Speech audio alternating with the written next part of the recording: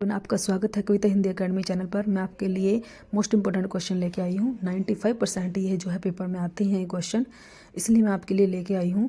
और जो ये है चंडीगढ़ पीजीटी हिंदी के लिए है ये क्वेश्चन है। जो ये हिंदी साहित्य इतिहास लेखन की परंपरा जो है ये क्वेश्चन है। और जो जितने भी ये वन लाइनर क्वेश्चन हैं शॉर्ट फॉर्म में जो ये क्वेश्चन है ये मोस्ट इम्पोर्टेंट है। आपने नोट करने हैं, अच्छे से लर्न करने हैं, ताकि आपको अच्छे से बार बार लर्न करने पर वो याद हो जाए। और प्लीज़ मेरे चैनल को लाइक कीजिए, शेयर कीजिए और सब्सक्राइब कीजिए। स्टार्ट करते हैं। हिंदी साहित्य इतिहास के लेखन का सबसे पहला प्रयास फ्रेंच विद्वान गार्सद तासी ने किया था। तो पहला प्रयास किसने किया था? गार्सद तासी ने किया था। और ये जो है फ्रेंच भाषा में उन्होंने लिखा था। ये जो है पहली लाइन ही मोस्ट इम्पोर्टेंट है। ये ऐसे ही क्वेश्चन पूछा गया था, हिंदी साहित्य का इतिहास लेखन का सबसे पहला प्रयास किसने किया था? तो वो गार्सद तासी ने किया था। और कौन सी लैंग्वेज में किया था? वो फ्रेंच लैंग्वेज में किया था।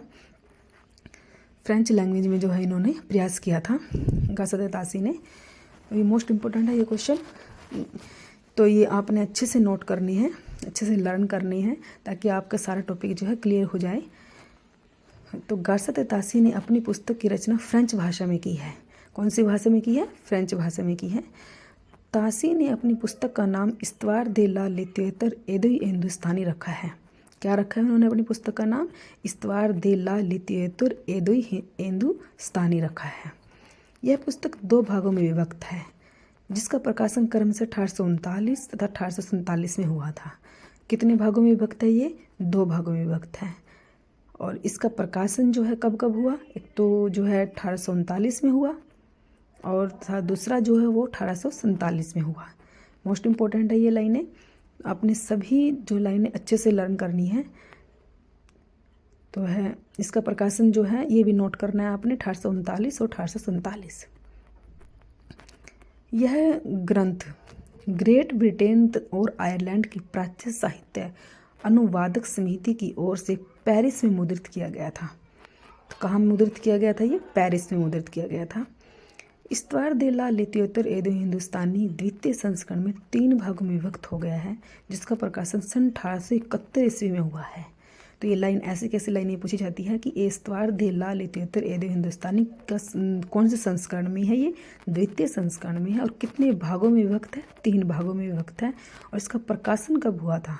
तो इसका प्रकाशन कब हुआ था ये सब आपने अच्छे से नोट करना है। द्वितीय संस्करण 3 भागों में विभक्त हुआ और प्रकाशन 1871 ईस्वी में हुआ।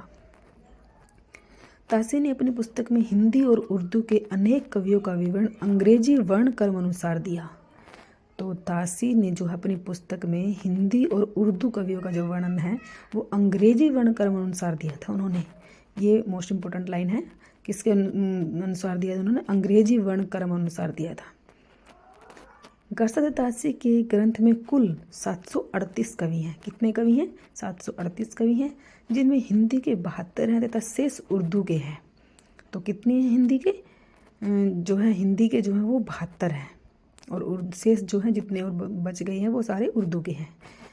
डॉक्टर लक्ष्मी सागर वार्षे ने तासी के ग्रंथ का हिंदी अनुवाद एदोई साहित्य का इतिहास नाम से प्रकाशन सन 1952 ईस्वी में कराया।